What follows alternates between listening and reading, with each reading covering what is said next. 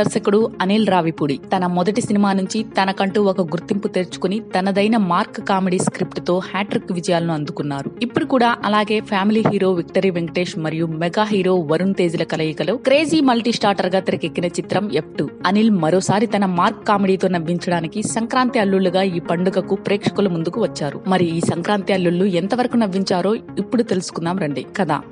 కథలోకి వెళ్ళినట్లయితే వెంకీ, తమన్నా, వరుణ్ మెహ్రీన్లు భార్యాభర్తలు. వీరికున్న ఈగో ప్రాబ్లమ్స్ వల్ల కొన్ని అనుకోని సమస్యలు ఎదురవుతాయి. అసలు వారికొచ్చిన ప్రధాన సమస్య ఏంటి? ఆ సమస్యను చివరికి ఎలా పరిష్కరించుకున్నారు? ఈ క్రమంలో వెంకీ, వరుణ్ల మధ్య ఎలాంటి ఫన్ జనరేట్ అయ్యింది అన్నది తెలుసుకోవాలి అంటే వెండితెరపై చూడాల్సిందే విశ్లేషణ. గత కొంతకాలం నుంచి సీనియర్ హీరో విక్టరీ వెంకటేష్ తనకి తగ్గ పాత్రలు ఎంచుకుంటూ మల్టీ స్టార్టర్ చిత్రాలతో బాగానే కనిపిస్తున్నారు. అలాగే మరోపక్క వరుణ్ కూడా భిన్నమైన కథలను ఎంచుకుంటూ వస్తున్నారు.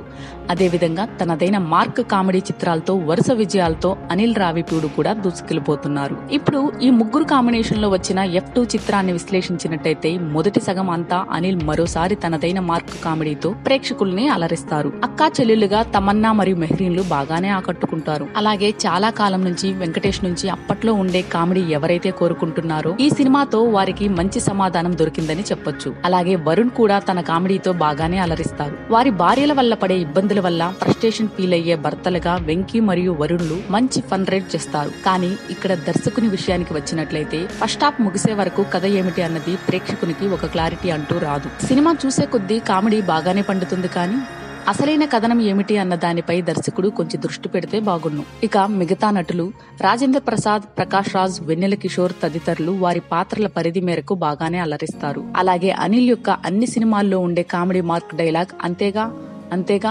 మరోసారి పేలింది. అలాగే సెకండ్ హాఫ్ లో వచ్చి కొన్ని హాస్య సన్నివేశాలు పర్వాలేదనిపిస్తాయి. ఇంకా సెకండ్ హాఫ్ కన్నా ఫస్ట్ హాఫే బాగుందని చెప్పాలి. సెకండ్ హాఫ్ స్టార్టింగ్ కాసేపు బోరింగ్ గా అనిపించినా క్లైమాక్స్ మాత్రం దర్శకుడు బాగా ఇచ్చారు. ఇక సంగీతానికి వచ్చినట్లయితే దేవిశ్రీ అందించిన 6 పాటల్లో 4 పాటలు బాగున్నాయి. ఎప్పుడూ కామెడీని నమ్ముకున్న అనిల్ ఈ చిత్రంలో కూడా సక్సెస్ అయినా కథలో ఏమాత్రం కొత్తదనం లేకపోవడం, పేలవమైన సెకండ్ హాఫ్, వీటిపై కాస్త దృష్టి పెట్టి ఉంటే బాగుండేది. Plus points: Venky comedy timing, Venky Varun Tej episodes, first half లో వచ్చే కొన్ని ఫన్నీ సన్నివేశాలు, climax. Minus points: second half లో వచ్చే కొన్ని బోరింగ్ సీన్స్, రొటీన్ కథ, సంగీతం. ఇక తీర్పు విషయానికి వస్తే మొత్తానికి సంక్రాంతి పండుగకు వచ్చిన అల్లుళ్లు బాగానే నవ్వించారని చెప్పాలి. కానీ వీరి పాత్రలు సృష్టించిన దర్శకుడు ఫస్ట్ హాఫ్ తో పాటు సెకండ్ హాఫ్ పై కూడా ఇంకాస్త దృష్టి పెట్టి ఉంటే బాగుంది.